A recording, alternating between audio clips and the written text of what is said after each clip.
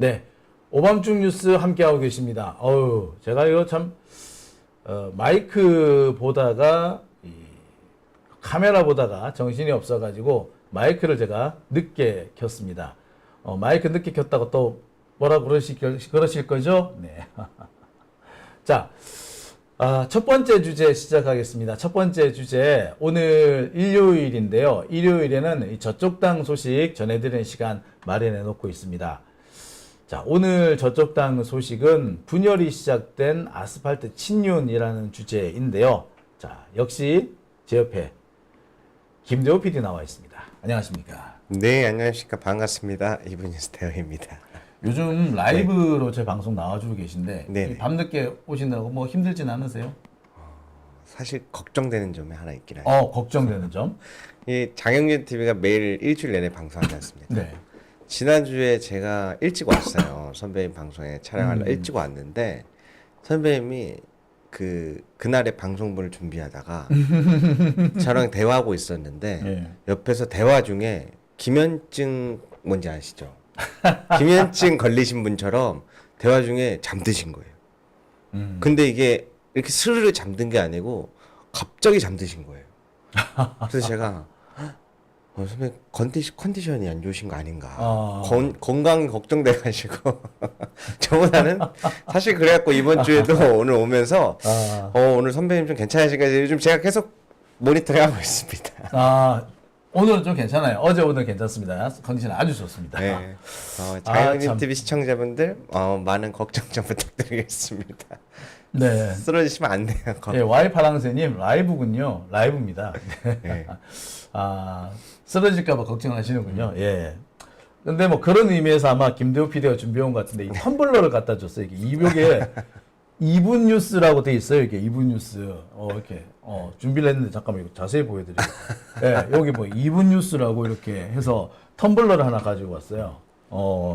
원래는 좀 일찍 드리려고 했는데 네. 제가 드린 줄 알고 있었거든요. 예. 지금 2분 뉴스에서 제가 선물을 꽤 많이 받았어요. 엊그저께는 여기 그 교수님 책이죠. 예. 어디가 여기 있구나. 호보 레퍼런스. 요 책도 제가 선물을 받았습니다. 제가 조금씩 읽고 있는데 야, 이분 정말 하시고 싶은 말씀이 많으셨던 것 같아.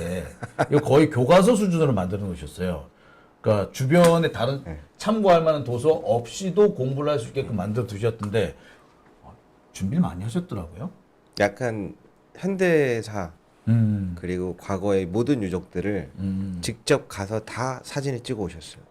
대단하다. 와. 세계 문명에 대해서 다루는데 그래서 저도 이제 약간 감동 깊게 보고 있었습니다. 네.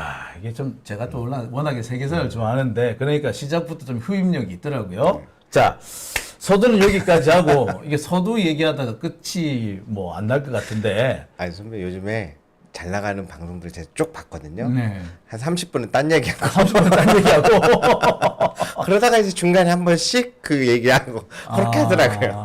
그 사장 남천동 뭐 이거 보면은 맨날 그 주제를 가지고 농담 따먹기를 하더라고. 한참을. 그리고 본론은 별로 얘기를 안 해. 아무래도 이제 많은 분들이 웃음이 필요한 시기여가지고 그런 배려가 있었던 것 같습니다. 네. 자, 오늘 주제가 네.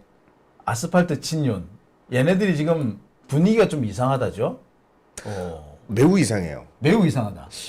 솔직하게 오늘 제가 이제 여러 가지 이야기와 내용들을 준비를 해왔는데 저는 아직 지금의 현재 이뤄지는 상황들이 온전하게 이해가 가진 않았어요.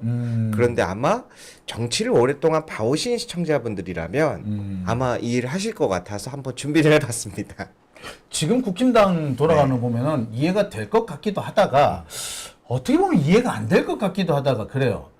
그러니까 기존의 어떤 문법이라고 해야 되나요? 정치 어떤 흐름이 그거와는 전혀 다르게 흘러가는 거야. 저는 뜬금없이 여기 갑자기 전환길이 나타나가지고 저 생 난리를 칠 거라 생각을 못 했거든요. 그것도 제가 또 뒤에 준비를 했습니다. 그랬군요. 예. 자, 근데 네. 아무래도 지금 이 아스팔트 친윤이 뭐 분화를 하든 아니면 변화를 하든 분화가 됐든 변화를 하든 이들이 이럴 수 있는 거는 결국에 이재명 대통령의 지지율이 높기 때문이 아닐까라는 생각도 좀 해봐요. 지지율이 상당히 높게 나오죠, 지금? 네, 맞습니다. 민주당 지지율도 엄청 높게 나오네. 야, 민주당 지지율이 이렇게 높게 나옵니까? 지금 44%까지 올라왔네요. 네, 이게 지금 8월 4일부터 6일까지 이제 3일간 진행된 최신 여론조사인데 최신 여론조사. 민주당 지지도가 44%인 것도 놀랍지만 국민의힘이 역대 최저 16% 나왔어요? 16%에서 지금 비상등이 켜졌거든요. 그동안 사람들이 너네 그러다 큰일 난다 그럴 때는 말 안 듣다가 그치. 그러다 결국에는 역대 최저까지 내려와 있는 상황입니다. 큰일 났네. 말 그대로 큰일 났네. 예. 정당 지지도가 16%. 그러면 보니까 여기가 대구라든지 네. 또는 60대 이상 여기서도 좀 그러면은 좀 변화가 있지 않을까 싶은데, 자, 참고로 제가 이재명 대통령의 지지율을 가져왔습니다. 지금 이거는 우리나라 지지율이 아니고요. 외국 업체가 준비한 겁니다. 모닝 컨설트에서 지난 7월 초에 발표한 건데, 이재명 대통령의 지지율이 세계 2위입니다. 세계 2위. 이거 봐야 59%예요. 지금 분위기가 큰 변동이 없는 걸로 되어 있던데, 그러니까 이재명 대통령의 지지율은 높고 민주당 지지율도 높으니까 아무래도 그것 때문에 좀 흔들리지 않나 이런 생각도 들어요. 보니까 이 대구 경북 쪽에서도 지지가 네. 상당히 높더라고요. 맞습니다. 예. 이게 볼만한 재미있는 이번 여론조사가 지역별로 굉장히 국민의힘에게 뼈아픈 숫자를 선사했는데요.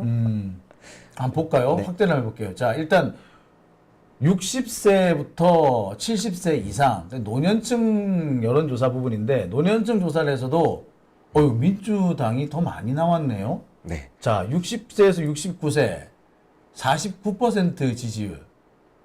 국힘당은 21%, 네. 70세 이상도 37%, 국힘당은 34%.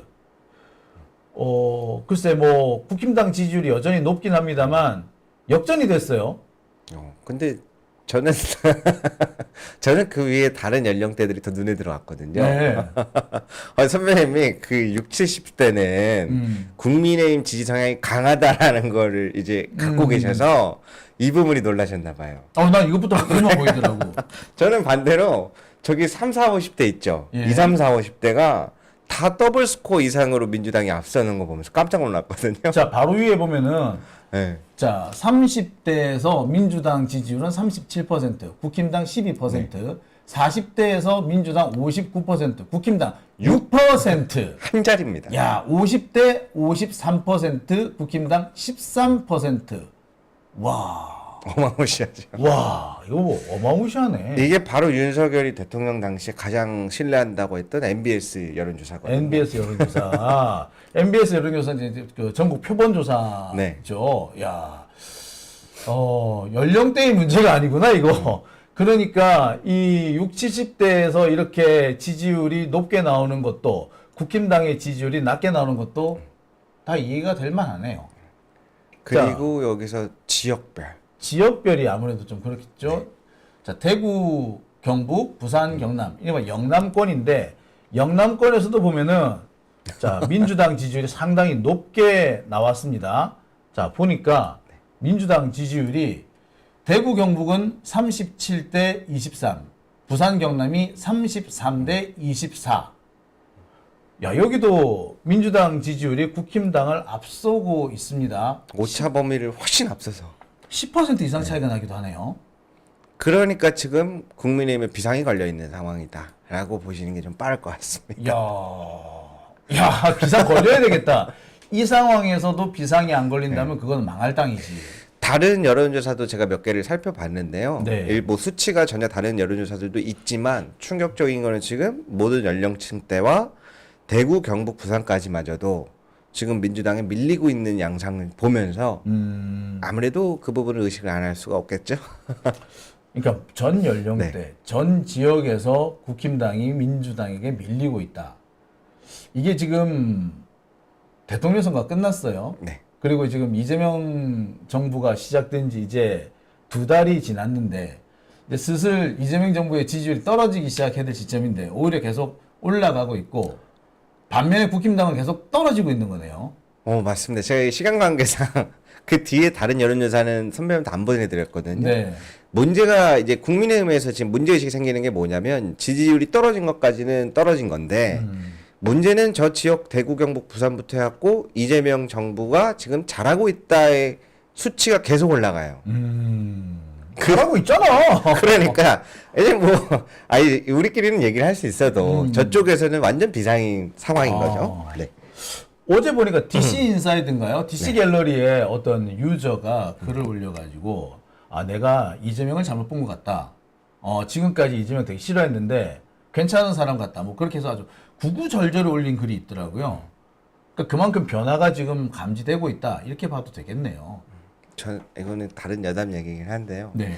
특히 젊은 층들 같은 경우는 그런 느낌을 많이 받을 거예요, 앞으로. 왜냐면 이재명이라는 대통령을 잘 모르고 있었다가 알고 있는 거랑 다른 거를 받아들여야 되는 시점이 오거든요. 근데 거기에 있어서 제가 봤을 때 장점이 있어요. 이재명 대통령이 가볍지가 않아요, 생각보다. 말에 무게가 있고 한 번씩 침묵으로 답을 안 할 때가 있어요. 특히 약간 서로 의견이 갈릴 수 있는 부분에 대해서 그럴수록 말을 조심히 아끼는 모습들이 나오거든요. 이제부터 시작일 겁니다. 제가 그거 보고 이 사람 생각보다 내가 생각했던 거랑 다르구나를 처음 느꼈던 대목인데 아마 동의하시는 분들도 있을 겁니다. 없나요?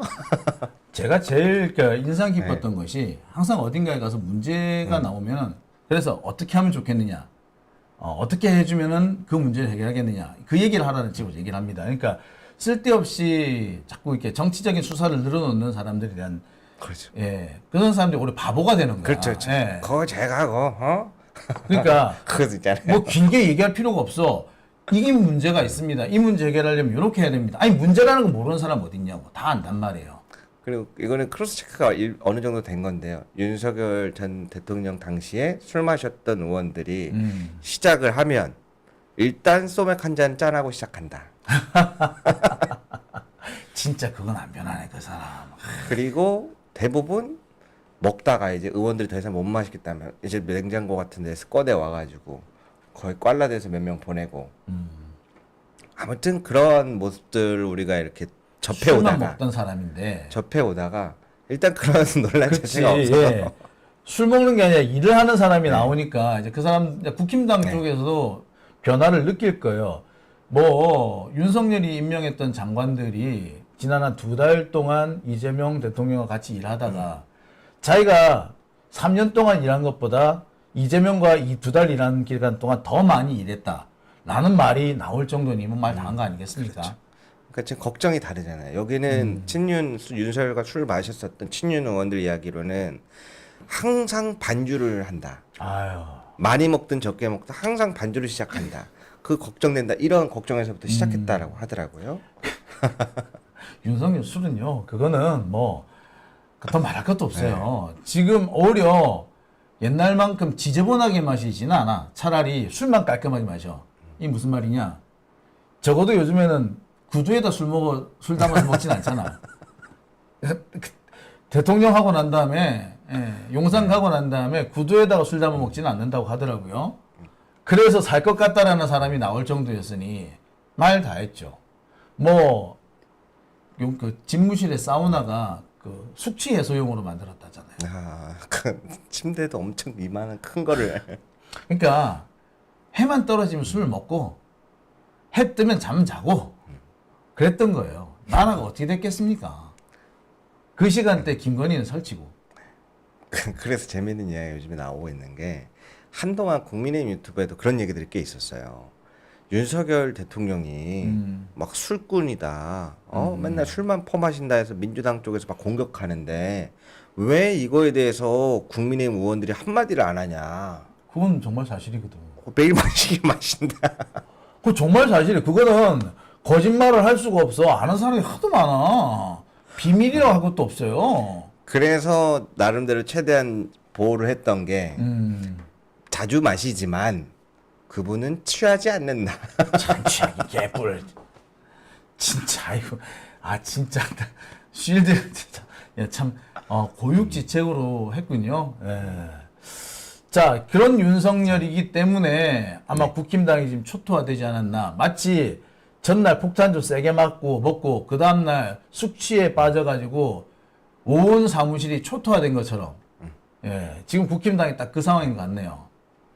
지금 전당대회 한참 진행하고 있고 뭐 차기 대표 두고 이런저런 뭐 이야기들이 있던데 그거 어떻게 진행되고 있나요? 네, 제가 이거 사진 한 장 준비해 봤는데요. 네. 저는 놀라 그랬는데 선배님이 또 방향을 잘 잡아주시니까 맞아 이어서 얘기해보면 이게 뭐냐면 국민의힘 지지층 국민의힘을 지지한다라고 선택한 사람들을 통한 여론조사거든요. 당대표에 누가 더 적합하냐. 국힘당 지지층 네. 40%가 김문수네요. 네. 주진우 날라갔으니까. 네, 날라갔고 장동혁이 22.2%. 그러니까 주진우 표를 누가 가져가느냐가 또 관건이 되겠고 조경태나 안철수가 어떻게 할 것이냐도 조금 관건이 되겠습니다만 지금 분위기로는 김문수가 상당히 유리하네요. 지금 계속 봤을 때는 김문수 후보가 가장 유리해요. 지지층에서는 그리고 유불리에 따라서 지금 보면 말을 많이 바꾸고 있거든요. 예를 들어서 계엄했는데 누가 다치거나 죽었냐. 처음엔 계엄지가 반대했다 그러더라고요. 그렇죠. 그때는 대선이잖아요. 전 국민이 보고 당대표 이거는 경선은 국민의힘 지지층이 주로 보잖아요. 그런 상황에 따라서 조금씩 바꾸는 부분들이 보인다. 라고 보시면 되겠습니다. 이 김문수라는 사람 참 사람이 많이 바뀌었어요. 자, 그 전에는 곧 죽어도 자기 고집을 바닥바닥 세우던 사람이었는데 요새는 보니까 이 사람이 고집 세우던 사람, 그 고집 세던 김문수가 맞나 싶을 정도야. 참 놀라워요. 하여튼 사람의 변신이 이렇게 뭐 옛날에 광고 카피 중에 네. 여자의 변신은 무죄라는 카피가 있었어요. 요즘에는 김문수의 변신은 무죄 이렇게 얘기해야 될 것 같아요. 참 많이 바뀝니다. 저는 이제 개인적으로 궁금해요. 사람의 속마음을 알 수 있다면 왜 이렇게 이미지를 전부 바꿔가면서까지 저렇게 할까? 지난 한덕수 교체 사건 때 그 품은 앙심에 대한 뭔가 복수심이 있는 걸까? 그러면 김문수가 만약에 네. 뭐 당 대표가 된다면 지난번에 후보 교체하려고 까불었던 사람들 다 죽는 건데. 그렇죠. 근데 지금 보니까 김문수가 약간은 친윤 세력의 지지도 받고 있는 걸로 보이는데요. 이렇게 되면. 아, 이게 찐윤 세력은 그 지도부랑 전부 장동혁이에요. 자, 장동혁, 주진우 후보는 중간에 이제 그거에서 약간 단일화처럼 이런 역할, 징검다리 역할에 가깝지 장동혁이에요. 찐윤 오. 세력은. 근데 지금 딱 정확하게 보신 점이 김문수를 못 이길 것 같아요. 그렇겠네요. 그러다 보니까 일부가 지금 다시 김문수 쪽에서 오. 하고 있는데 그런 한편에 김문수가 안 된다는 사람들은 누구냐? 김문수 후보의 가장 오른팔이 누구였어요? 김재원. 김재원 의원, 전 의원. 네. 그런데 이제 지금 가장 유력한 소식이 김문수가 되고 그러면 김재원이랑 해가지고 내년 지방선거 공천 때 대구시장 먹으려 하고 경북도지사 내려올라 하겠구나. 그것만은 안 된다, 막아야 된다. 그러면서 이제 그런 여러 가지가 있는 거예요 지금. 김재원 의원이 진짜 이 사람이 야망이 커요. 아 그렇습니다. 오죽했으면 이 사람이 네. 겸공에 출연했잖아요. 뉴스공장 출연했잖아요. 오래 나왔어. 예. 저도 거기서 조롱 당하면서도 뻣뻣이 버티고 하는 거 대단했던 거거든요. 그 양반이 그리고 제가 그 양반 불교 방송 시절에 몇 번 봤는데 불교 방송에서 그 사람이 그 아침 시사 프로그램을 진행을 했었어요. 한 몇 년 동안 꽤 길게. 그러니까 저랑도 이렇게 몇몇 안면이 있는데 상당히 뻣뻣해요 이 사람이. 그 제가 뭐 검사들 욕하잖아. 그러면은 바락 승질내면서 나가고 막 그래요. 그래요. 그랬던 사람이 네. 완전히 코미디언 됐잖아요. 개그맨처럼 행동하잖아요. 근데 이 사람이 그럴 수 있는 거는 속에 칼을 품었기 때문에 가능합니다. 이 야망이 있기 때문에. 뭐 야망이 있는 사람이라니까 이 사람. 아 야망이 있기 때문에 오히려 광대 역할을 자처하는 것만큼 그렇죠. 무서울 수도 있다. 오. 결정적인 순간에 적의 힘까지도 끌어서 쓰겠다라는 사람인 거지. 그러면 김문수가 되면 이제 나머지 다 죽는 거예요? 다 죽는 거야. 장동혁 끝장이야 얘. 글쎄 주진우도 모르겠고 조경태 안철수는 크게 문제가 없겠으나 장동혁은 그리고 주진우는 빠이빠이라고 봐야죠. 특히 주진우 같은 경우는 김재원 의원도 검사 출신이거든. 주진우는 죽었어 이제. 얼차려 받아야 돼. 대가리 박아야 돼. 자, 지지층 지지 적합도 이렇게 나왔고, 네. 자, 그럼 전체 국민들은 어떻게 나왔을까요? 어이구야, 이건 또 전혀 다르게 나왔네. 이거는 조금 설명이 필요할 것 같습니다. 조경태가 많이 나왔어요. 조경태가 1위 20.3%. 이거는 그러니까 당 지지 성향과 상관없이 전국에 네. 이제 그냥 일반 그 전체 국민들 상대로. 그러니까 이게 뭐냐면 사실 이 부분은 아무래도 당 경선이기 때문에 당 경선권이 있는 사람들이 투표를 주로 하잖아요. 그렇죠. 그러나 이것 또한 설명할 수 있는 대목이 한 가지 있다를 보여드리려고 가져온 건데요. 조경태 후보가 20.3%가 나와서 저는 처음에 이거 민주당 지지하시는 분들이 일부러 역선택 이렇게 눌렀구나 이 생각을 했었거든요. 아니 민주당 지지자들은 조경태 싫어해요. 그래서 제가 자세히 봤더니 말씀하신 대로 그것도 아니었어요. 그래서 제가 지금 일어나고 있는 국민의힘의 일들을 전부 다 보고 있거든요. 진짜 민주당보다 훨씬 많이 보고 있는데 네. 재미있는 일이 하나 생기고 있어요. 어떤 건가요? 묘한 분위기인데요. 이제 조경태 후보는 사실 한동훈 친한을 대표해서 나온 사람이거든요. 그렇죠, 그렇죠. 예, 한동훈 사람이죠. 지금 이 분열되고 있다 그랬잖아요. 아스팔트 유튜버들이 특히 친윤들이. 그래서 제가 영상을 준비해봤어요. 한 1분 30초 정도 되는 건데. 영상. 네. 그러면은 찐윤에서 밀고 지도부에서 민다고 생각하는 그 장동혁 장동혁. 후보를 어떻게 다루는지 한번 보세요. 자, 한번 보시겠습니다. 네. 자, 한번 볼게요.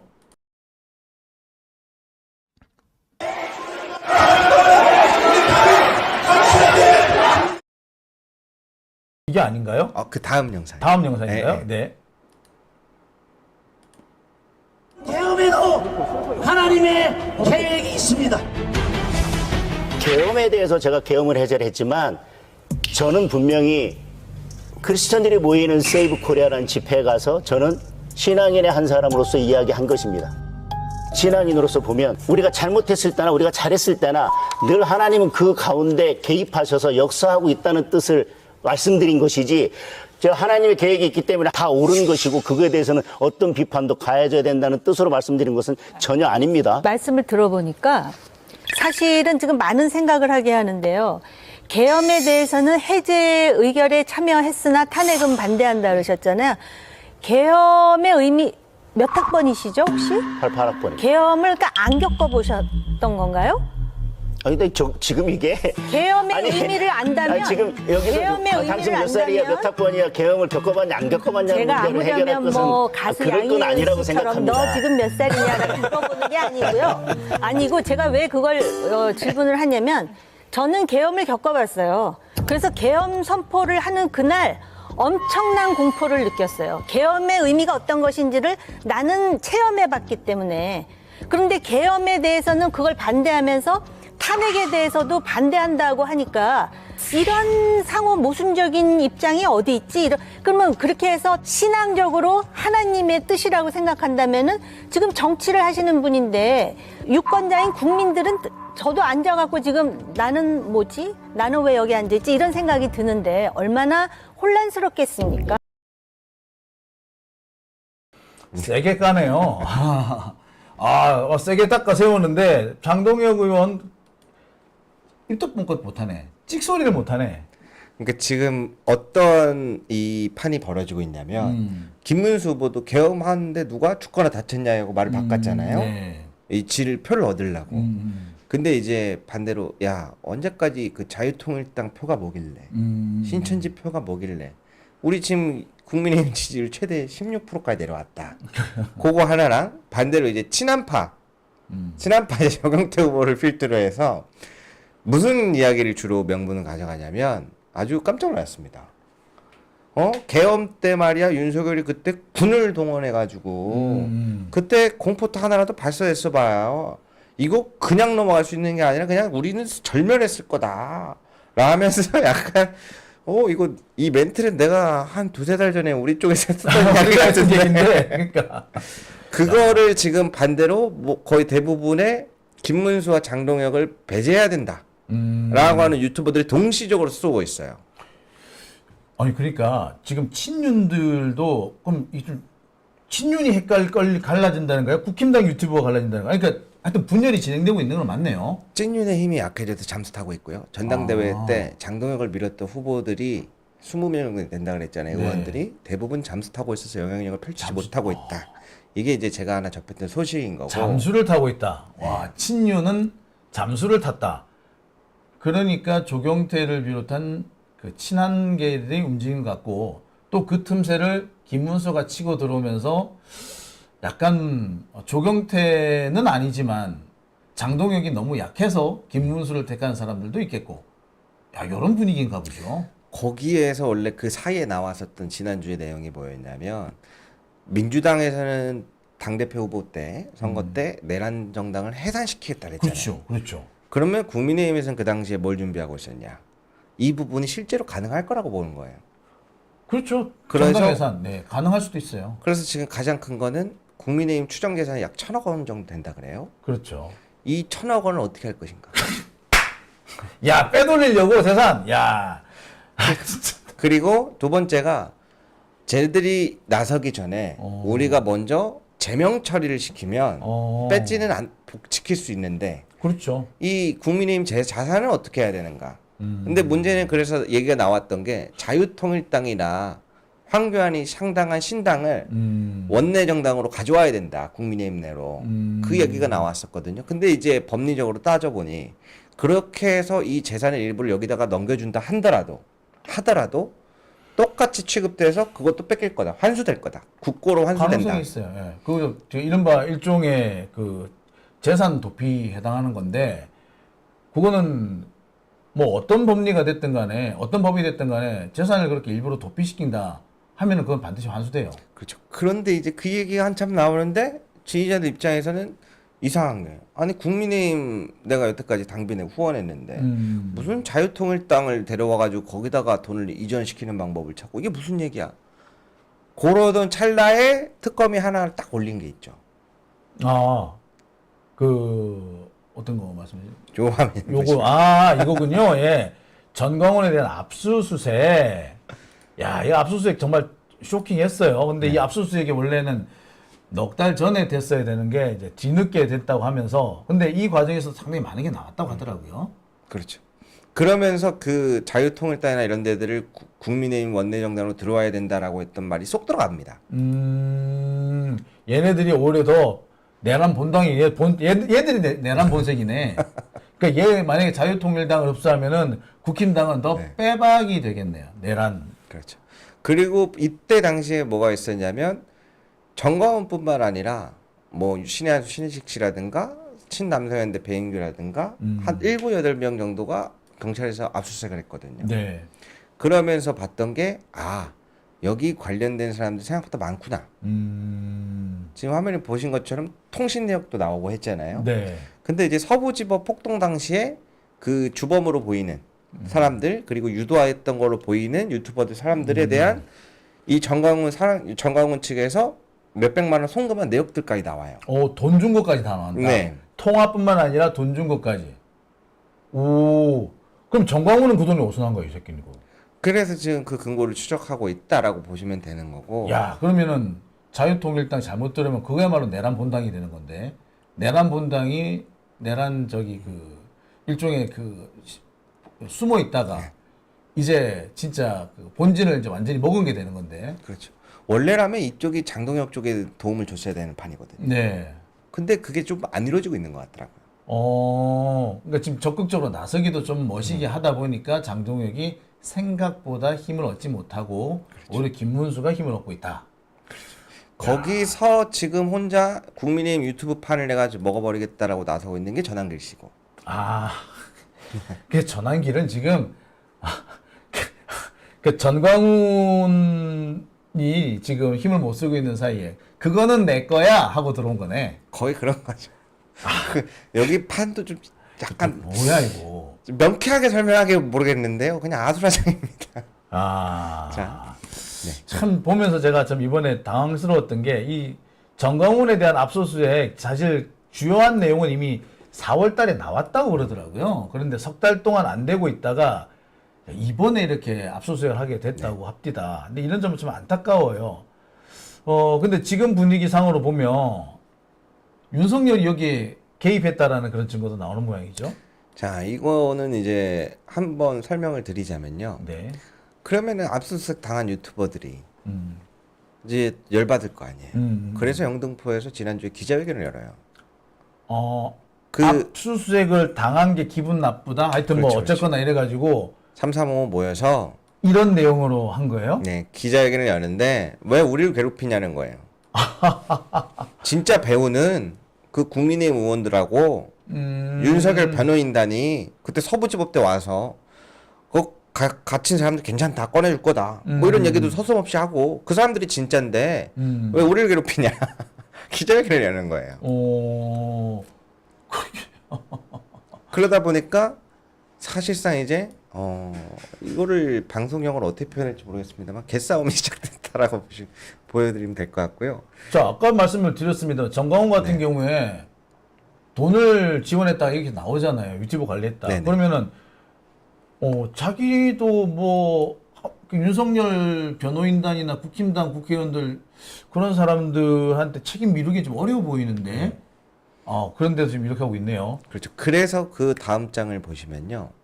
요런 것까지 다 나오는 거거든요. 이게 이래서 나왔구나. 네. 이게 사전 배경이 있는 거예요. 그러니까 자기들끼리 이제 압수수색을 당하니까 감옥에 갈지도 모르겠다. 그러니 왜 우리 보고 그래요? 나는 사실 국힘당한테 지시 받고 한 거예요. 국힘당이 나쁜 놈이야. 라고 얘기하다가 결국에 대통령실에서 SOS를 치고 도와달라 했다. 그런 말까지 나왔다는 거 아닙니까? 그래서 그 내용을 좀 문자 메시지 공개된 걸 보시면 이게 대통령 행정관이죠. 누군가. 성삼령인가 하는 사람이더라고요. 그 보낸 거 문자 메시지를 공개한 거예요. 이때 당시에 긴급하게 한남 어디로 와달라 하면서 저렇게 장소까지 잘 표기해 갖고 여기서 대비를 해줘야 된다. 야, 제가 이제 그 문자 메시지를 보고 네. 야, 이 새끼 저런 것까지 나오냐 했는데 그 이유가 있는 거군요. 그러니까 자기들끼리 어떻게든 살려고 하다 보니까 이런저런 수싸움을 하고 있는데 수싸움을 하다 보니까 경우에 따라서 자기들 자승자박이 되는 상태까지도 와 있는 거네요. 야, 근데 저기 보니까 그림이 보니까 어디로 집결하라 화살표까지 해놓고 별표 쳐놓고 우와.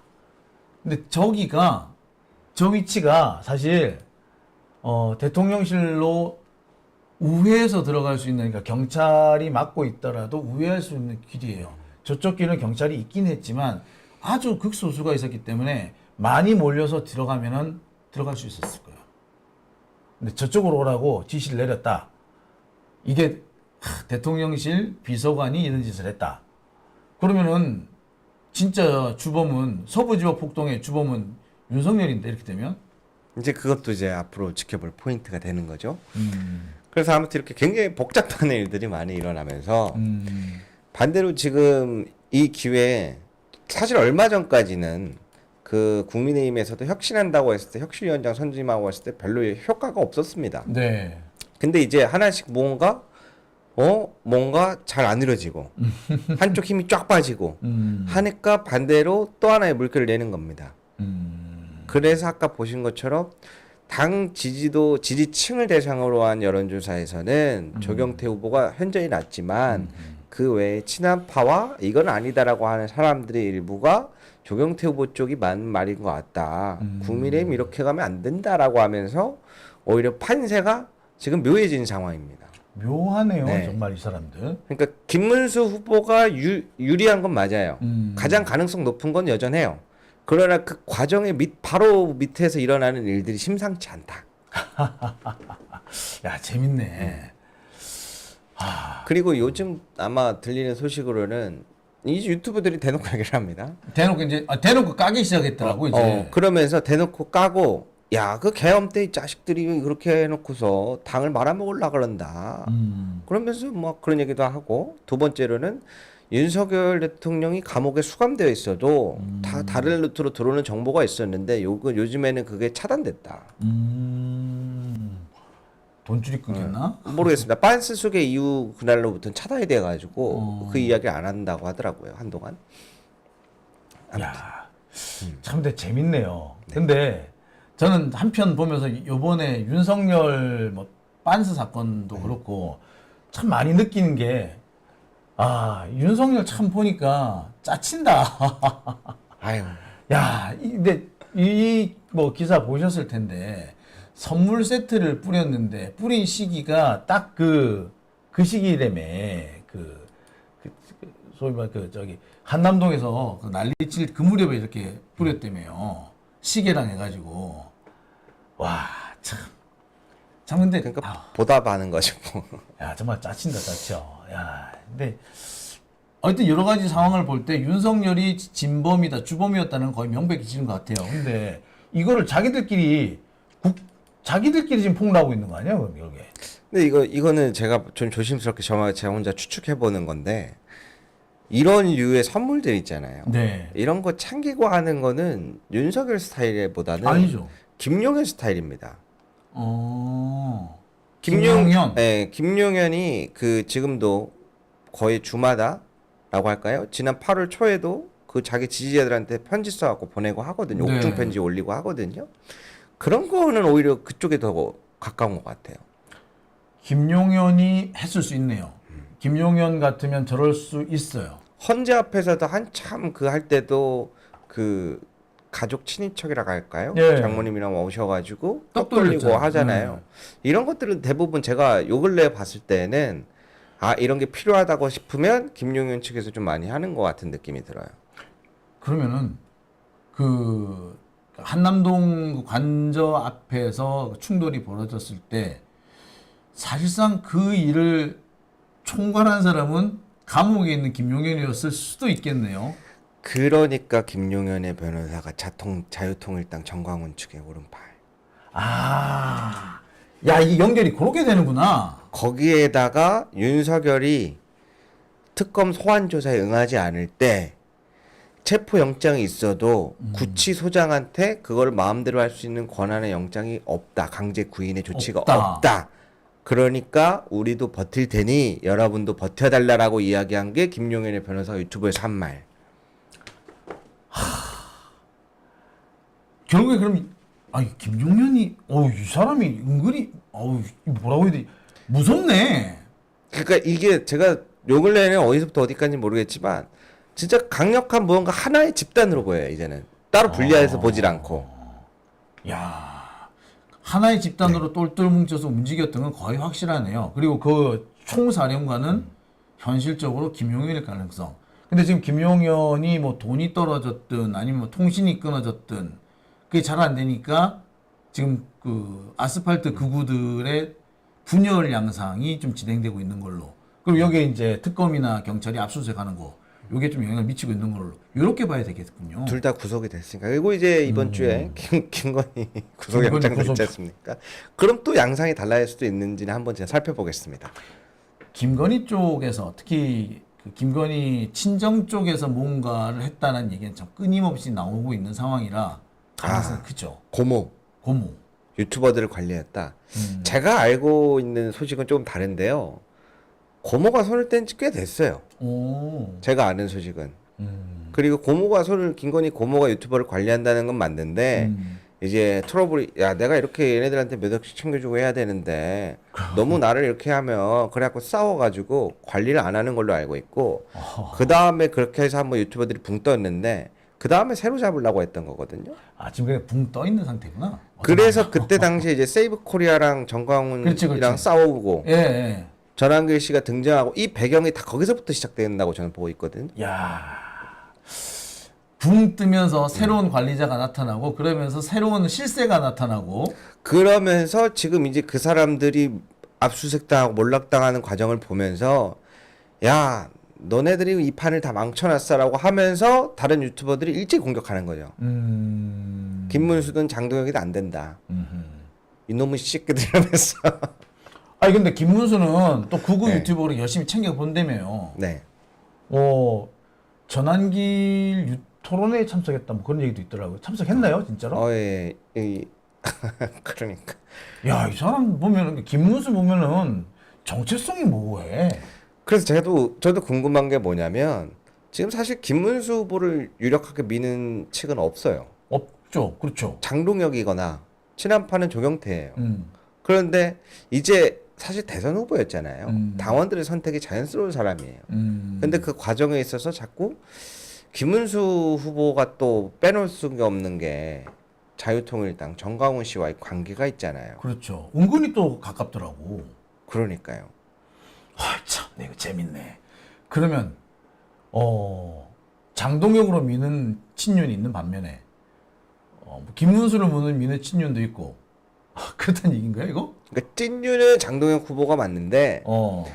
건대 아무리 해봐도 김문수가 이길 것 같아 라고 해서 남아있는 사람들이 있죠. 그 과정에서 여러 가지 일들이 벌어지고 있다. 그렇죠. 그러니까 장동혁 후보가 힘을 못 내니까 거기에서 지금 밀리는 싸움들이 있는 겁니다. 야, 재밌네 그 동네. 근데 점점 복잡해지네요. 그러니까 질이 멸렬하다라고 보는 게 맞을 것 같은데 아무래도 상황이 어려우니까 좀 그런 양상이 나타나나 보죠. 네. 아 참. 아 이거 참 저쪽 당 얘기는 들으면 들을수록 재밌는데 들으면 들을수록 참 묘하네 저 동네. 설명이 안 돼. 그래서 지금 현재 벌어진 상황을 잘 보려면 전환길 씨 이야기로 넘어가야 돼요. 다음 파트로. 전환길. 네, 그러면 이제 이야기가 마무리가 좀 지어집니다. 그러니까 지금 전환기를 빼놓고 지금 얘기를 해서 네. 이해가 안 되는 측면이 있었다. 전환길 얘기를 해보자. 자, 그러면 이거는 두 번째 주제에서 다뤄보도록 할게요. 자, 그러면 잠시 우리 댓글 한번 보고 오겠습니다.